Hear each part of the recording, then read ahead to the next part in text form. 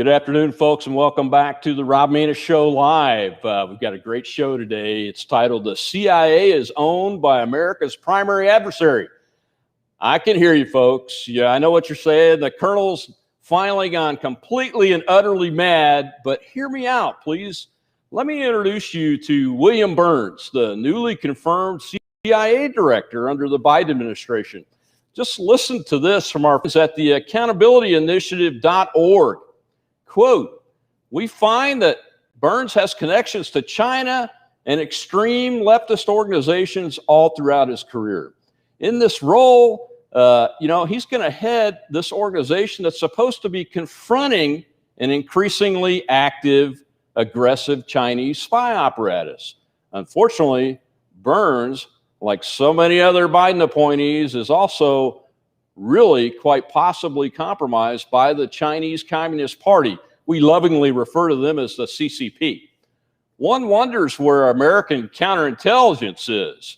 Nominees like Burns, who should, it would appear, have difficulty getting routine security clearances, are being approved by the Senate and placed into positions of really a lot of sensitivity without a word being uttered against them by anyone. Even Republicans. Burns he comes to us as the former head of the Carnegie Foundation Institute of Peace, but the ties of that are extremely embedded in with the Chinese, and everything that organization does appears to be part of a large worldwide and global Chinese influence operation, and they appear, that's the Communist Party and the People's Liberation Army, or the PLA, to have used organizations like this Foundation Institute of Peace to infiltrate all across the United States of America, not only in the government, but in corporations far and wide, the university systems, and that is why it's critical that we call out people like our friend Mr. Burns, who's already the confirmed CIA director. Well, my guest today is Sam Faddis, a retired CIA operations officer. He's an expert in the Central Intelligence Agency. He's an author, and he is a member of the Committee on Present Danger China, as am I, in full transparency. And he is also running that website that I mentioned that has the details on William Burns in it. Sam, we do appreciate you coming back to the Rob Maness Show and spending time with us. How are you, my friend? Doing very well. Thanks for having me here. Thank you. Well, I want to thank you for doing this critically important work to call out these types of individuals like William Burns, but I really want to jump right into it. A lot of people don't think China is our adversary. Of course, I know a lot of Chinese people, Chinese Americans. They don't hate us. I think the Chinese population, they just want to improve their life, right? The average man and woman on the street.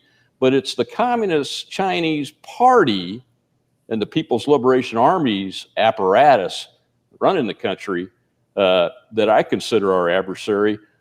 Give the viewers your thoughts on why that is the truth. It's not Russia. It's not any of these other organizations or threats out there. It's China is our primary adversary, isn't it? Yeah, and to just pick up on something that you were touching on, to be clear, this should go without saying, but just these days, nothing goes without saying, I guess. When we talk about China and the Chinese, we're obviously not talking about blaming 1.4 billion Chinese. We're talking about the Chinese Communist Party and the apparatus it commands. I mean, nobody suffers more at the hands of the CCP, the Chinese Communist Party, than those 1.4 billion people who are effectively held hostage by a bunch of thugs. So this is not a race thing. It's not an ethnicity thing. Right. The Chinese Communist Party is an evil, totalitarian, thuggish entity, every bit as brutal as anything that Joseph Stalin ever commanded. and unfortunately has a lot more money than Joseph Stalin ever had, a lot more technology, and we have allowed it to gain terrifying strength. So these guys have one objective, that's to become the dominant power on the planet. They don't seek peaceful coexistence, they seek domination. And unfortunately, because of plain old-fashioned greed, we have done business with these guys for 30 plus years in a way we never would have done with the Soviet Union, by the way. And we now have given them strength and capabilities that are really threatening our position as the preeminent power on the globe. We are long overdue to reassess this. We got a lot of work to do, and we better move quickly if we're going to stop them from achieving their objectives. Oh, I 100% agree. So let's step through a little bit of how we got to where we are today, because the way I see it is the CCP and PLA have completely infiltrated not just the United States and their institutions, but almost all the Western democracies, really, as we do it from the rules-based society that emerged out of World War II from a Western democratic perspective. How have they done this? And then my follow-up question, obviously, is going to be, what do we do? Right. Well, I mean, to start with, we went down a road starting decades ago. By the way, everybody talks about how there's no bipartisan consensus on anything anymore. Well, there sure as heck has been a bipartisan consensus on this ruinous China policy. For decades now, we have, effectively shut down our manufacturing base, shipped it to the east coast of China, offshored our production, and climbed completely in bed with a brutal communist regime.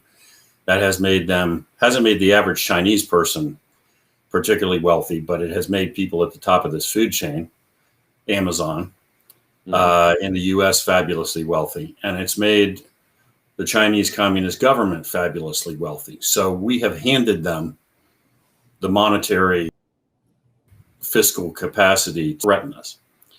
The Chinese pursue, on the question of sort of co-opting our people or influence, the Chinese, this is not a haphazard thing, I guess, is what people need to understand. It's not like they sort of accidentally, in fits and starts, naturally have acquired a certain amount of access to our political and economic elite. I mean, that's not what's happening here. The Chinese have a very large, very robust, very formalized structure that functions within what they call the United Front. And this is a whole of government approach to co-opting the elites, to capturing the elites of target nations. We would obviously be target nation number one. So what that means is they are going to buy off, suborn, co-opt, in some cases formally recruit in an intel sense, businessmen, politicians, congressmen, senior officials. And as part of that, they have created an entire web of institutes, if you will, or these institutes exist all over the United States now, like the Carnegie Endowment for International Peace that William Burns was head of, that the average American probably thinks are dedicated to studying China in the sense of informing our policy, but really don't. But that's not really what they do at all. They function on behalf of the Chinese government to spread Chinese propaganda, to push Chinese talking points, and to push whatever narrative the communist Chinese want pushed. So in effect, they co-opt and buy an entire strata of our society, the most influential people. And those people are saying what they want them to say, and just as important, not saying things they don't want them to say. Well, let's take the Carnegie Foundation for International Peace. Let's take that apart a little bit, Sam, for the viewers out there, as it relates to William Burns, the current CIA director that was just confirmed.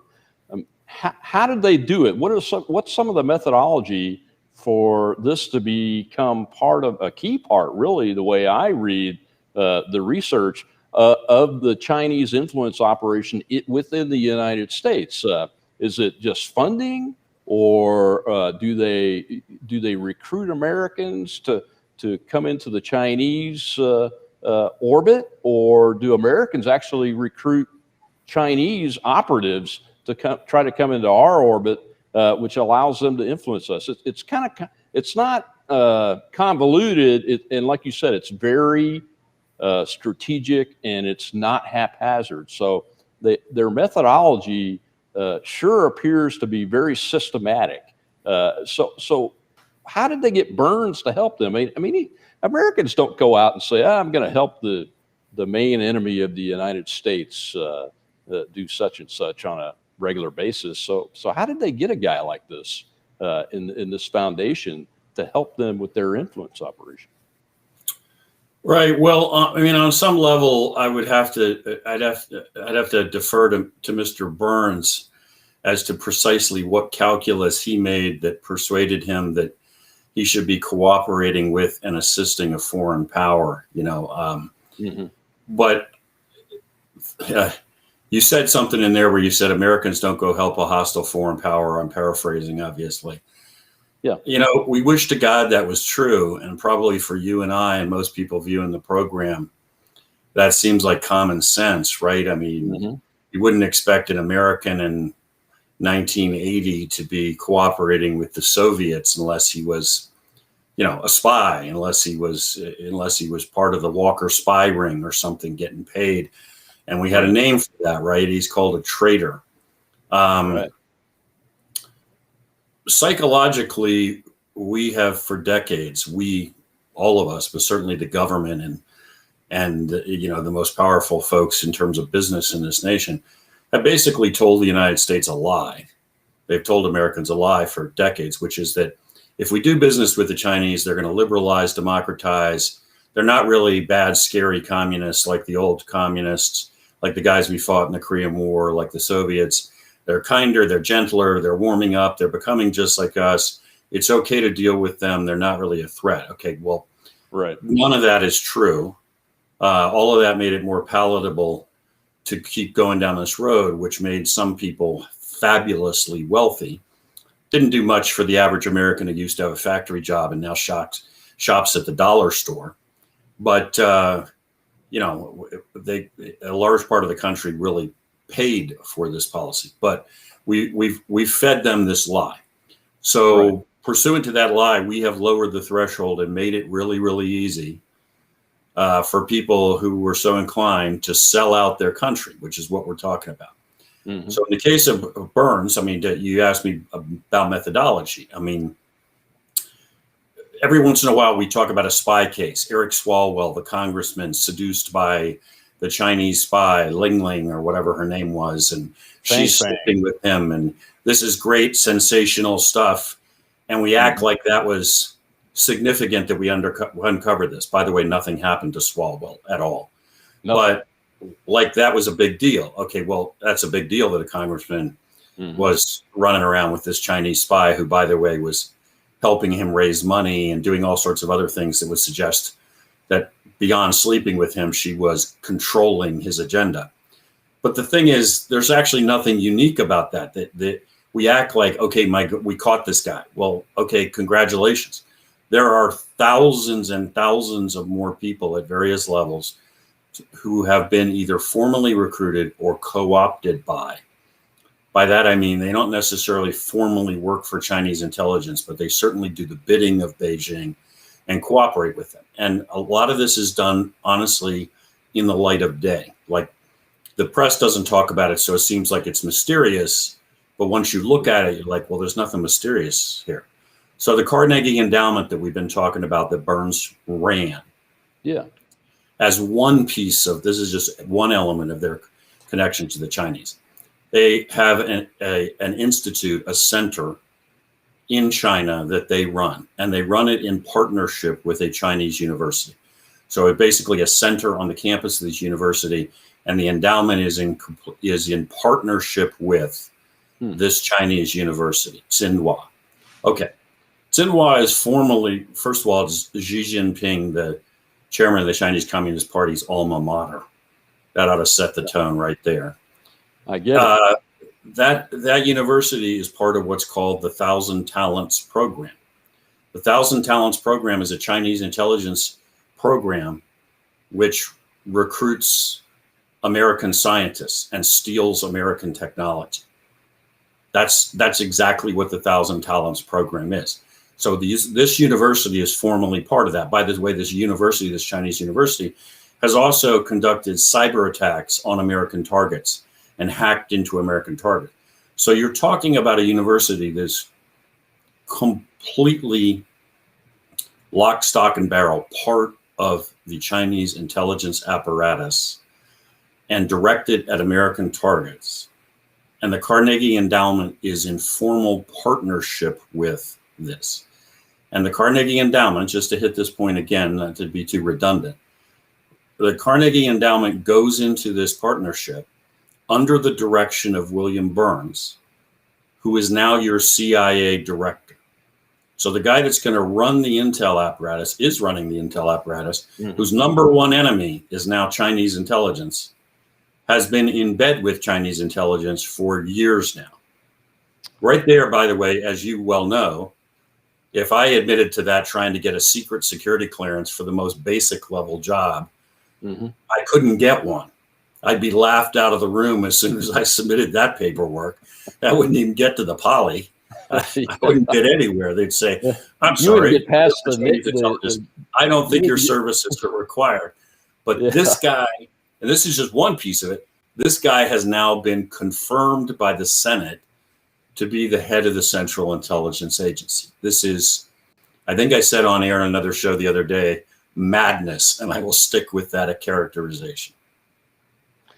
It is absolute madness, and it looks like, according to the accountability website, that Burns's organization received maybe even up to almost $1 million over the years from them. The money trail, you would think the money trail that or counterintelligence organizations would be looking at RICO laws and those kind of things to really evaluate personnel from a money trail perspective. I mean, that's pretty factual and fact-based.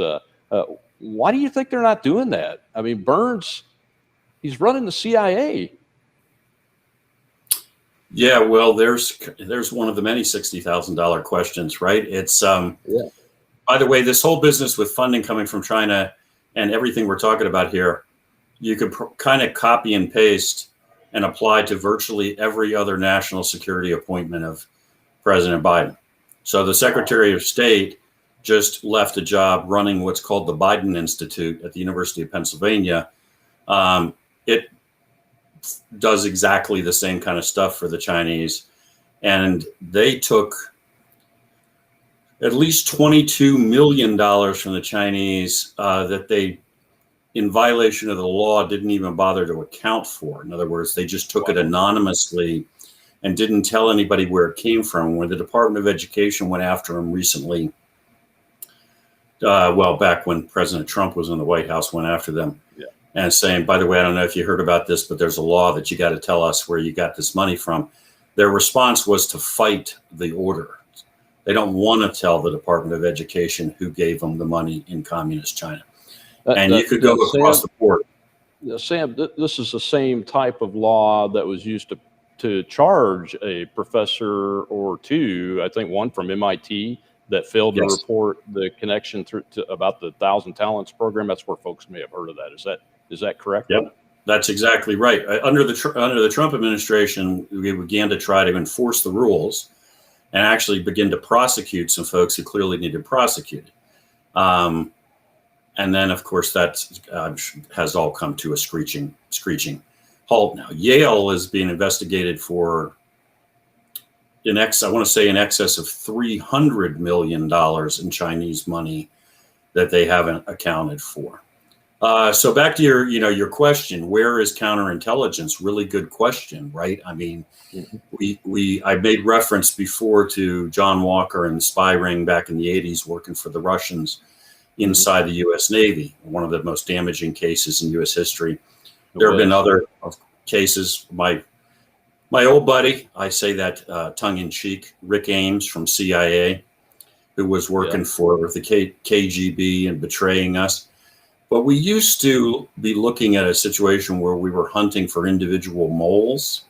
And when we caught them, we thought, okay, well, we don't necessarily think we got them all, but that was a big step in the right direction. I'm not sure what you do when you look at an entire administration and you see, you know, Secretary of State, senior defense officials, CIA director, and we go into this in some detail at the Accountability Initiative, all of whom appear to be compromised by the communist Chinese. I mean, when you send these guys off to talk to the Chinese and you wonder why they're not pushing back and why they're not taking a hard line, you know, my response is, why would you think they would? I mean, up until they all took positions with Joe Biden, they were all taking money directly from the Chinese Communist Party. How hard do you think they're going to push? When they leave the White House, they're going straight back to work for the Chinese. I mean, they have all bet on the fact that we're a declining power and the Chinese are going to win. That's the short answer. Now, you mentioned Secretary Blinken. I watched some of the exchange up in Alaska with the Chinese, and it sure looked to me like he was caught completely by surprise and was expecting a open arms hug fest, basically. And the Chinese, being the thugs that they are, came in and just laid it out on the line, didn't they? Well, you know, my interpretation, my opinion is, so Blinken assumes we're going to maintain a little bit of decorum here. We're going to maintain face, right? I mean, you may have bought me, but you're going to allow me to retain my dignity in public, right? And the Chinese are kind of going at this as that you don't understand. We bought you. You're bought and paid for. We own this administration. We have no intention of playing by your rules anymore. You'll do what you're told to do. You'll fall in line. And I think that's true beyond Blinken to all of these guys, you know. This united front, by the way, I should add, you know, is not just a matter of influence in the sense of bending you to make certain decisions on their behalf. It's also part of the propaganda machine, influence operations, and spreading messaging. So, which is incredibly powerful inside the United States. I mean, look at what happened with the coronavirus. If you look at the totality of the information in our possession, and which maybe was not known to the general public, but was known to people at the top when this all happened, the odds are overwhelming that this virus escaped from a lab in Wuhan. Yeah.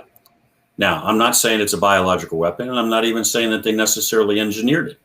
I'm saying that it was known that they were working with viruses of this particular type for particular reasons, conducting gain-of-function research. In fact, we know that we were partially funding that work, and the guys like Fauci were aware of that and providing the funding.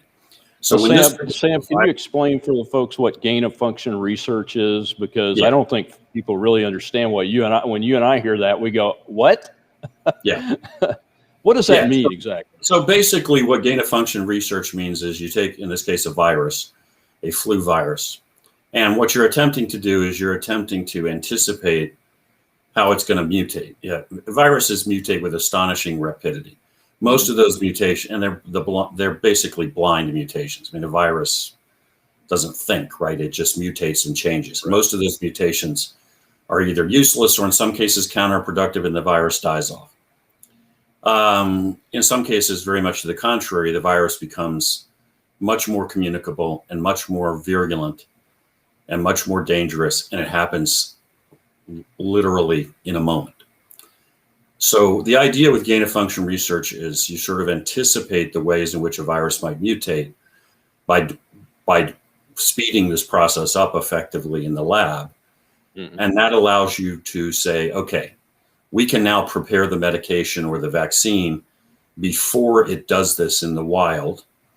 And when it does mutate, we will be ready. We won't be running behind. We will be ahead of the curve and save lives.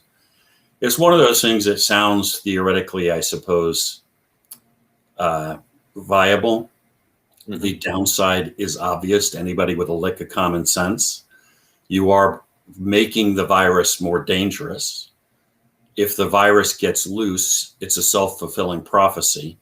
You're now responsible for making it more dangerous and killing people. And obviously, yeah, I heard some experts saying that there's only one purpose for doing gain-of-function research, and that's for biological warfare. Well, and of course, that's the other side to it, which is everything I've said so far is assuming that your motives are pure. Right. But people play with biological organisms for reasons that are not pure. So you could just as easily be doing all of this to develop a biological weapon. For all these reasons, by the way, the CDC said back circa 2015, we weren't doing gain-of-function research anymore, and no U.S. funding would go to support it. Mysteriously thereafter, the National Institute of Health, Dr. Fauci, continued to send money to the Chinese lab in Wuhan to conduct this research, this gain-of-function research. This is not conspiracy theory, by the way. This is all established fact. And somehow just made sure that that money was never flagged to the attention of CDC. And so that funding stream was not cut off. So in any event, we knew, Fauci knew, folks at the top of the healthcare apparatus in the US knew, Wuhan is working with organisms found in bats that are known to be communicable to humans, which have all these characteristics that make them particularly dangerous. They're doing gain-of-function research. By the way, we also knew that the lab had been, the Department of State, for the love of God, had issued reporting. This sticks in my throat as an old CIA guy having to cite Department of State reporting. But, you know, thank God they were doing their job. They wrote up multiple messages saying lab practices at the Wuhan lab are a disaster. And in fact, they specifically said we could have a pandemic that originates in this lab because of organisms getting out. So all this kind of stuff was known when the pandemic started.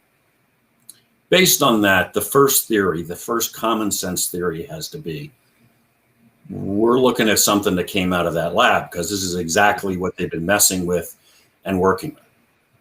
The communist Chinese didn't want that message. They didn't want a message that said that. Their message was it came out of a seafood market, which for a whole bunch of reasons, by the way, is nonsensical. But in any event, they broadcast that message. Now, how fast did every media outlet in the United States virtually parrot that message? I mean, that's how effective these influence operations are in the United Front. That's not an accident. That's not a coincidence. That's Chinese propaganda. The next thing you know, I experienced this myself in my writing. I'm banned from Twitter. I'm thrown off of Facebook. I've got content deleted out of YouTube, and it's happening all around me. Why? Because I won't toe the Chinese Communist Party line inside the United States. I'm laughing. It's not funny because it's so absurd. That's how effective these guys are. I'm laughing too because my revenues for my small business, my little digital publishing business, have been dropped by 95% by things like Facebook and all that. That it's partially because I will tell the truth and I give my opinion, my professional opinion, and I get accused of being a purveyor of false news and defamed like that. So I hear you, man. So I got one question from the viewers, Sam, and that is this: are the super SAP programs co-opted as well because of this influence? I hate to use the word infiltration because, I mean, Burns is the top of the CIA and all these other people are appointed and confirmed by the United States Senate. So, but they really are infiltrators if they're doing things to help the Chinese Communist Party at the expense of the American people. So are our SAP programs co-opted as well? If you can comment on that. At this point, it would be really hard to put your arms around the extent of the compromise, wouldn't it? I mean, if you're the director of the Central Intelligence Agency, you may or may not physically look at message traffic or the details of what I'll call compartmented operations. you know, restricted operations with restricted handling every day. Because, well, to begin with, because that would be information overload and there's no capacity to do that. But you certainly have the authority, should you want to look at effectively everything. I mean, there's nobody within the organization and precious few people anywhere in the IC that are going to tell you you don't have authorization, access to look at anything. So Yeah. where are you going to find some place that you can seal off that can't be seen collectively by the folks that we're talking about? And this is, as we're pointing out, just at the top tier. Who knows how many more folks there are compromised like this through the whole apparatus.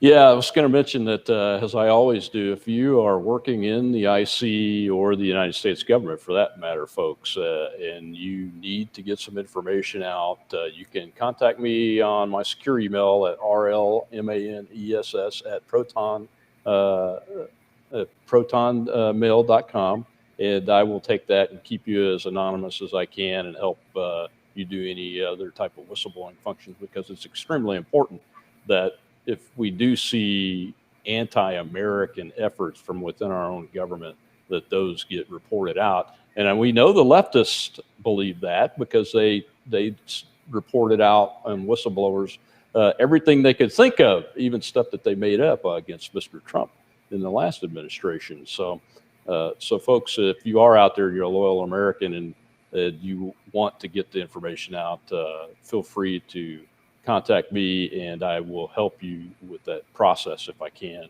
or at least point you in the right direction.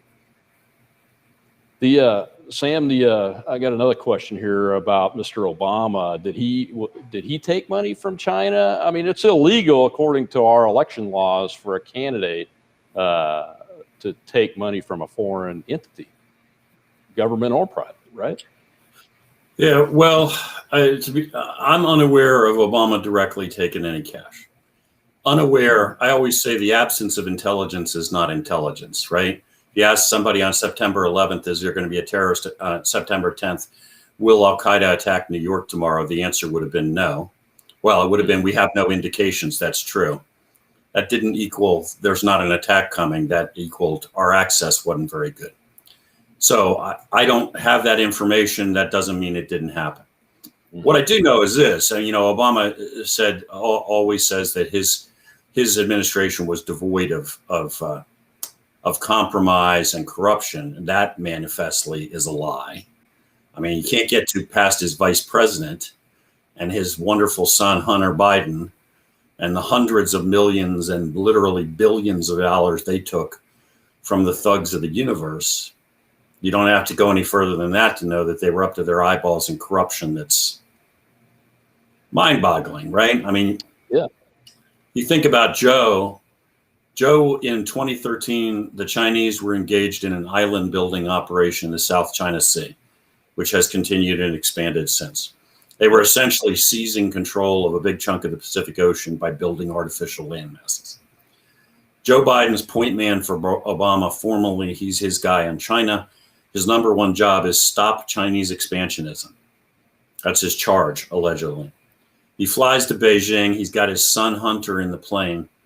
They land in Air Force Two. Joe goes off to meet Chinese communist leadership. Hunter goes off. The Chinese give him $1 billion from the State Bank of China. They later upped it to 1.5. Hunter and Joe jump back on a plane, fly back to the United States. Strangely enough, Joe never lifts a finger to stop the Chinese from building islands in the South China Sea, never pushes back. In fact, there have been numerous reports that anytime Obama began to smell like he was going to push back, Joe was the guy who talked him out of it, which kind of fits with the fact that, he didn't want to kill bin Laden either. Right. That smells to me like that might be corruption, $1.5 billion, and you look the other way while we take the entire South China Sea. It's never been any looks like corruption. That either. It certainly looks like corruption. Here's another question from the audience, and that is, you're a longtime CIA officer. I mean, regular folks are just asking, what the heck is it going to take for these people that we know the facts are out there, and the fact patterns are even out there that shows that they're corrupt, at a minimum corrupt, and at a maximum maybe even be assets for the Chinese Communist Party and its intelligence apparatus. I mean, what is it going to take for accountability to happen, Sam? Yeah, it's a really, really, really good question, isn't it? I mean, I think that when Donald Trump was in the White House, who I make no pretense that the man is perfect any more than anybody else is. I think we began to see glimmers of the possibility that we would begin to, we might actually see some accountability. I mean, as long as this administration's in place, that's not going to happen. Everything is sealed off. Can we come back to that in 2024? Maybe. Another element of this, I would say I'm one of these guys that anytime you ask me about the agency or the FBI, I'm always very careful to say that the rank and file, the average folks, are very good, decent, hardworking, patriotic Americans, and that their leadership has really betrayed them. But I will say this, I will add this. At some point, I think you have to expect that, for instance, the average FBI agent, some point it is incumbent upon them to stand up and say, I won't do that. Yeah. Or no, I won't turn off that investigation. No, I'm not going to go raid the house of this guy who's a political opponent of the president for purely political purposes because it's unethical and contrary to my oath. And no, I won't back off in this investigation because it might reveal that Hunter Biden works for Chinese intelligence. I'm not doing that. I think that's kind of where we are as a country. The individual Americans have to increasingly make those decisions for themselves. Well, yeah, that leads me to one of my questions I had for you. Is you mentioned the rank and file of the FBI and the CIA, and I'm with you, being somebody that's been in the government service for over 3 decades myself on the DoD side, and done some intel supervision and work, and obviously a user of intel. Where are they, man? Where are those rank and file people? Because not every office, say like the Southern District of New York, not every office can be completely manned by 100% leftists that are pro administration. So where are they? Yeah, well, I think that's a fundamental question we're all asking, right? I mean, to shift from China for a moment, we've been watching cities burn for a year. It's not peaceful protest. It's not spontaneous. It's not done without organization. How is that possible? Inside the United States of America, with the Federal Bureau of Investigation and all the other law enforcement resources, that you can have an apparatus that exists for a year, it's existed much longer, but is operational, if you will, for a year. And you can't find the people who organize this, who move the money, who produce this. That's ridiculous. That's absurd. That's counterintelligence work 101.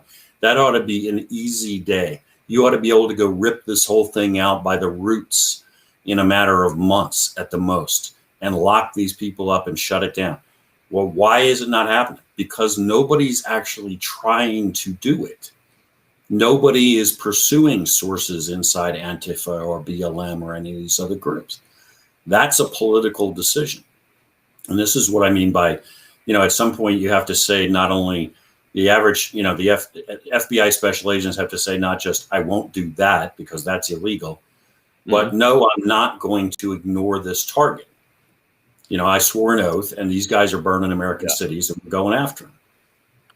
Yeah, and I'm of the personal belief, educated guess, that there may be some foreign influence in that organization too, because logistically and funding wise, it's just too good for it to just be some ad hoc bunch of donors throwing stuff in and some kids putting stuff together. It's too good. It's too organized. So I think it bears looking at, but. And speaking of the rank and file, I'm sure we know there was a confidential informant in Antifa out in Portland. She got outed, or he Right. got outed fairly quickly. But so there are at least some agents out there that are trying to do the right thing and go after these organizations, because Antifa is a domestic terrorist organization. Look, There's no Antifa, ands or buts about it. in terms of the rank and file, I mean, behind all of this are some folks that have been basically Marxists for decades in organizing in this country. But the rank and file in Antifa is, a bunch of 25-year-old liberal arts majors from Reed College or Willamette or something. I mean, please, you ought to have in Portland a dozen sources inside Antifa talking to you. And that ought to be true in every other major city in the country. They shouldn't be able to have a meeting about anything without you knowing. I mean, I've operated places abroad where there were Al-Qaeda cells. Faster than the Al-Qaeda cells could disseminate information internally, we would have the intel reports in Washington, D.C. on the results of their last meeting. That's what it looks like if you're doing a job right. Mm-hmm. The Bureau certainly knows how to do this. They tore the mafia apart. They beat the heck out of the KKK. They've been down this road. They understand how to do this. This is a political decision. This is a hands-off, stay-away decision, and that's not acceptable. I mean, when law enforcement is ignoring the law for political considerations, we got a big problem. I have one more question for you from the audience on this. What are your thoughts on this Barr Durham? The questioner, Ms. Spence, called it treachery of the Barr Durham investigation. But I've seen some things, recently that show that Durham is he's active, in Justice Department filings and those kind of things. What are your thoughts? And do you think there was some Chinese influence going on the whole Russiagate thing as part of a side question to that, since Durham's supposed to be investigating the Russiagate origins? Well, I'm one of these people that for a long time held out some significant hope that Durham was going to be the guy who was going to get to the bottom of things and name names and just follow the evidence. I don't pretend to have any special access inside his investigation. What's my gut tell me? My gut tells me at this stage, it will all end with a whimper. Mm-hmm. And, there will be virtually nothing that comes out of it. And no, I'm not okay with that. No, I don't say that like I don't think it's a big deal. I just say that because I think that's where we are. I don't know whether there was Chinese influence in the whole Russiagate thing or not. I think it is. I do believe that it was a coup attempt against a sitting president. I do believe it was an organized, deliberate effort to push false information. And I think that there are a number of individuals, including the former head of the CIA, John Brennan, who should be criminally prosecuted for their part in that. Do I have any great hope right now, as I sit here today, that we're ever going to see that? I don't, because I think it has been too long, and I don't think that there's no practical reason why it would take this length of time to get to the bottom of this. There's not some magic reason why this should have to drag on for years. If you were going to get to the bottom of it and prosecute it, you would have done it a while ago. Yeah, I think you're right on that. It's going to end up with some report that'll be a mild whimper, even worse than the Mueller report, in my opinion, was for the Democrats. So let's get back to the United Front, and in that context that we just talked about, with the potential for influence, maybe even on this whole Russiagate thing from somewhere, they're so embedded in our society and our institutions, the Chinese Communist Party through the United Front and American organizations and companies.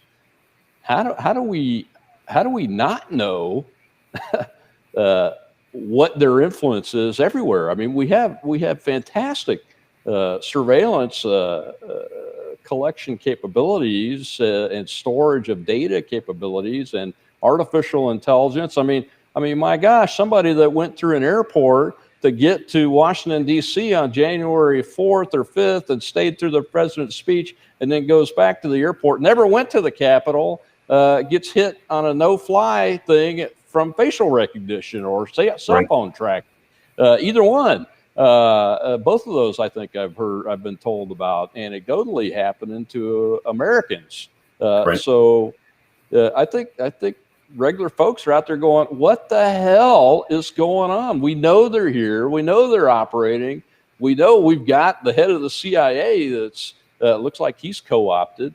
Why aren't our capabilities able to scoop all this up and make some sense of it to figure out who the good guys are and the bad guys? Yeah, well, those are all great questions. And to the extent they basically boil down to, there's no excuse for any of this. I agree. There is no excuse for any of this. Politics, money, people at the top who honestly don't want to rock this boat. Look at what's been going on during the lockdown, man. The average American is hanging on by his fingernails. In the state of Pennsylvania, where I live, a third of small businesses shuttered in one way or the other. Then take a look at the profits for Google, Amazon, everybody else at the top of this food chain. Yeah. Record, not just doing okay, record. They have gotten rich off of all of this. And that's the story of the last 30 years. Factory towns dry up and blow away. People are desperately trying to find jobs. You got robber barons at the top of this who are rolling in cash and who don't really think of themselves as Americans anymore, who are more in bed with the Chinese than they are with their own citizens. And we have also just flat out let, I think, particularly our human intelligence capabilities atrophy. We're all enamored with spy satellites and tech and all kinds of stuff. There's always stuff that only a spy is going to tell you, only a human source is going to tell you. And we have let those capabilities atrophy. I was talking about the Wuhan lab earlier. This whole question of where did the virus come from, exactly what's going on. Please, the Wuhan lab is one of the top labs in China. It is one of the locations at which we effectively know they are conducting biological weapons work. Right. Biological weapons work in the intelligence community is a top tier collection requirement, right? You have lists of requirements you're supposed to service and they're done by priority. Nothing on earth is, it is on a par with any other top tier target, very top tier. So nothing in terms of the Chinese target trumps really collecting on their biological weapons work inside the Wuhan lab. Wow. It's more like a year and a half since this pandemic started. We're still trying to figure out where this thing came from. How is that possible? If this is a top tier target, we should have had this thing wired 60 ways from Sunday. We should have been in their computer systems, on their comms, multiple sources inside the lab. They shouldn't have been able to play with a petri dish in the Wuhan lab without it being reported back to CIA headquarters. Yet effectively, what you can tell from the mystery is we didn't know anything about what was going on. That's why State Department reporting is cited, because apparently it was better than what the CIA was telling us. So just for folks' clarification, if you're having to accept State Department reporting, that's about on par with CNN, quite frankly. That's my opinion. Maybe slightly above it. Look, obviously there are rivalries between the agency and the Department of State, and with all candor, the Department of State does some superbly good work at what they're responsible for. Yeah, they shouldn't be your top tier intel collectors. If I got a scoop given to me by a Department of State guy, that's a slap in my face if he's telling me something I didn't already know. So the fact that there are cutting edge collection on this lab means that the agency is flat on its butt when it comes to doing that, is what it tells you. And with that's true across the globe. That's what happens when you have a bureaucracy that gets politicized, and the people in charge are not spies. The people in charge are folks who who are politicians and curry favor with folks in D.C. They spend more time on what's going on in our capital city than they do in foreign capitals. Sam, you mentioned John Brennan earlier, the former CIA director, that I think is just, that my personal opinion is that he is a scumbag. But wasn't he a very high-ranking CIA official when our human intelligence network inside China was devastated or decimated, and we lost most of it? Yeah, that's true. And to what extent, look, I would be happy to accuse John, on some level, accuse John Brennan of anything. I say that obviously facetiously. Yeah. There's no love lost between us, and I already said that I think he should be prosecuted for his part in Russiagate. Whether he's personally responsible or that's attributable to him, I don't have any idea. I suspect that it goes back to what happens when you start appointing people to senior levels based not on their accomplishments in the field and their professionalism, but based on politics. Yeah. So pretty soon you have people making decisions about communicate with assets inside communist China who don't have any idea what they're doing. They've never done it. Functional equivalent of putting me in charge of, I don't know, some military unit where I have zero background, and then wondering why everything is screwed up the next day because it's completely outside my area of expertise and I never should have been given that position. So you're just describing the same thing that happens in the Department of Defense. We have military or political generals and admirals that's how they make their rank, and usually things get really messed up if they're in charge during a war. What happens specifically with communications and CIA with assets? And I'm going to dance around this for obvious reasons because we're getting close to talking sources and methods, is you have a very, very difficult operating environment. I'm communicating with a guy in some impersonal fashion. So he's got a piece of tech gear, and that's how I talk to him and we communicate, because I can't go out and talk to this guy in the street in this environment. Maybe it's secure. I got 40 such guys in China. You want to cut corners, you hand all 40 of them the same piece of tech gear. And it works until they compromise one guy. Right. And now, as soon as they compromise one guy, they have a template for exactly what they're looking for. You know exactly how we're communicating. And so you go from one guy arrested to 40 guys arrested in the space of about 24 hours because they know what communications channel to be on, because they know something. Yeah. That's what happens when you don't know what you're doing. You take a shortcut and you're not a professional. A professional would tell you, if you got 40 assets, you communicate with every one of them using a unique set of procedures that applies to nobody else. So if you lose one guy, that's all you lose. One guy in that one compartment. It takes them no place. That takes longer, but it keeps people alive. And you don't do that unless you know what you're doing. And again, we live in an age where increasingly we choose who's in charge of these agencies based on their political affiliations, not based on the fact that they actually learned how to do the job. Yeah, it's unfortunate. What you're describing really is a tradecraft, is the foundation of that type of decision making, and that only comes from operators. What I call operators, just like in the Air Force, you have operators that fly airplanes and kill find the enemy and kill them for a living, and then you have everybody else. So it's tough to have a non-operator making those kind of decisions in any environment, and I think that's what you're describing is happening.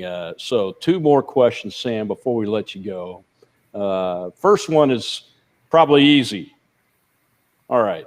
Do you think Burns is an actual CCP asset, or is he just some useful idiot?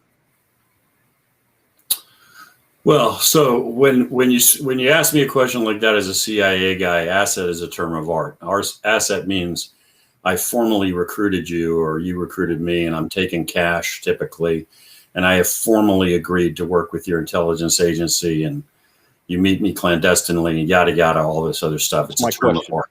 That's my question. Okay. So, do I think that is the case with Burns? No. Do I? But it could be.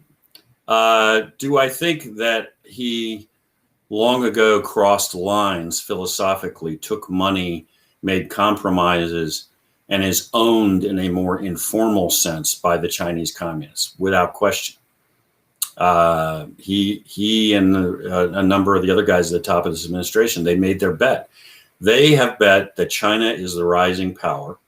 They have taken money from them. They have thrown in with them. They believe intellectually that we are in decline. And they have bet on, look, I'm a history buff, man. When Constantinople fell in 1453, to go all nerd on you, as the Muslims were overtaking the last of the Roman Empire, there were Christians who were operating the cannons that knocked down the walls of this Christian city to let the Turkish Muslims take it over. Why? Because they said, we're pitching in with these guys. They're the winning side. We're taking their cash. We're going to come out on top. We'd rather be rich in their world than fight for ours. I think that encapsulates where these people are. Burns, do I think he's secretly meeting somebody in a safe house at night? No. Do I think he's working for the Chinese in a broader sense? Absolutely. Yes. I think that's a perfect analogy from a historical perspective, Sam. I wish I was a historian other than an amateur, or I would have known that. Because I mean, you hit the point right on the nail, right on the head there. Okay, last question. This is just let go on this one, man. I saw the recruiting ad for the Central Intelligence Agency yesterday, and I'm like, I wasn't going to ask Sam Faddis about this because he's a professional. We're talking about the CIA director in China and all that, but you got to let it go and tell me what the hell is going on with woke CIA, and what did you think of that ad? Yeah, well, actually, to be completely blunt, I was hoping you would ask me that question because it's been gnawing at me ever since I saw it. I mean, I laughed a little bit. I cried a little bit. It cemented in my head everything that I already knew was going on. I mean, some lady who's apparently completely enamored of herself and thinks the most important things about herself are her ethnicity and whether she's got kids and her particular sexual persuasion. And I'm, and all I think I tweeted this. I said, there's the only question you didn't answer is the only one that matters. Can you do your job?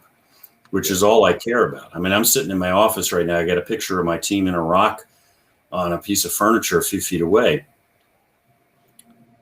If there's Asian guys, black guys, white guys, Hispanic guys, men, women, whatever, I look at that picture. I don't see any of that stuff. I just see a bunch of Americans, patriots downrange, doing what people do downrange, which is serving their country. And on a more fundamental level, what this tells you is we were just talking about how the agency's not getting the job done, how we don't have sources inside Wuhan. We're not crawling into the belly of the beast. Well, this is another piece of why, right? Because you're more concerned with this kind of silliness. I mean, I really don't care. I don't care about where your family came from, who you sleep with, any of this other stuff, your religion. I just need to know, are you here to do your job, and do you know how to do your job? And now can we get at it, and can we get the work done and keep Americans safe in their beds tonight? And that's all I need to know, and that's all anybody should care about. But my God, we're lost in silliness now. I'm so glad you said it just that way. I don't know if you saw the tweet from the U.S. Navy about the all LGBTQ flight crew the other day. That was just before the woke CIA recruiting video. And my response tweet was simple. It was just like you, Sam. All I care about is, can you do your dang job? I don't care what color you are. I don't care what decisions you make about your sex life. I don't care. Can you do your job? And that is the question that all of us in DOD have always asked. We don't care. We don't care, except for do your job and do it well and fight for the United States of America so we can win the day for freedom. So I appreciate your candid answer to that. I'm glad that I asked you the question. And folks, Sam and I may be joking a little bit, but this is a very serious question. It's a serious issue facing the entire United States, not just the government, but the people of the United States. Do we want a country where what we care about is freedom and liberty and doing the right thing, or do we want a country where these little groups and somebody that we don't even know is trying to make us all mad at each other? I think you'll find that professionals. Go ahead. Well, I tell you, I mean, when I'm out speaking, you know, in a more political context, the way I always put this is because people are sort of asking, like, how do you respond to this? And my response is, you just refuse to accept this. I mean, the answer is just stop. You want me to go to my white fragility training today? No, I'm not going to my why white people are bad training. Yeah. I am picking up the phone. I'm calling my lawyer. I'm going to inquire about suing you because I'm pretty sure this is illegal. I also suspect it's a violation of a bunch of criminal statutes, so I'm going to look into that. But no, I'm not going to do that. And when you come back and talk to my black coworker tomorrow about some nonsensical training he has to go to based on where his ancestors came from, my advice to him is going to be exactly the same. Drop dead. Tell him to drop dead. And you know, my office mate who's a gay female or whatever your basis is, forget it. You stop doing it. Stop tribalizing us. Stop trying to break us up. We're all Americans. We don't care about any of your nonsense, and we won't accept it anymore. We're not going down this road. That's right. We may have to run some people off of that road, but I'm not going down that road. I'm going to always stand up against it. I'm glad you do, Sam, and for y'all out in the audience there. You know, this is what professionals do, but it's also what, you know, folks like us that are Americans have always thought. You know, I don't care. What I care about is that you're a fellow American, and I want to make sure that you have the same chances that I do, that you're safe, that I'm safe, that at the end of the day, we can sit down to dinner with each other's families and thank God that we're part of such a great country. And I think you agree with me, Sam. Well, Sam, thank you very much for joining us today. We appreciate it. How can folks find you on social media, what there is left of it? So the easiest way to find me is go to the online magazine that my wife and I run, which is called andmagazine.com, andmagazine.com. If you go to And Magazine, all of our content, whether it's video, written, everything links out of there. One-stop shop. That'll take you to our social media on Facebook, Twitter, Parler, Gab, CloudHub, every place else. We got to keep it covered because we're getting thrown off at least one or two every week for some reason or another. Telling the truth is the reason we get thrown off. I'm with you there, folks. I can't tell you enough. Go to andmagazine.com because I read it. Occasionally, I request to publish some of their stuff because it's very, very high quality. And when I'm not doing that, I'm running robmanus.com, so you can go there and just subscribe directly to that webpage. That way you don't have to worry about what social media channel I'm on, and that's where you can find all of my stuff too. Sam, thank you very much. My best to your family. Thank you for your service to this great nation and your continued service.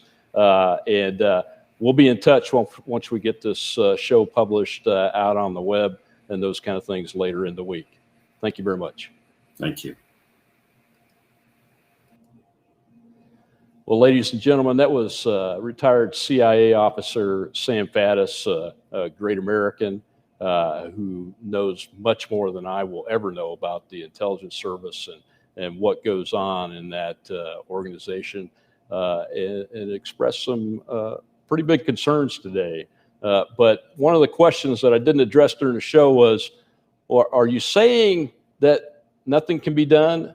And no. We are not saying that nothing can be done. What we are saying is, listen to us.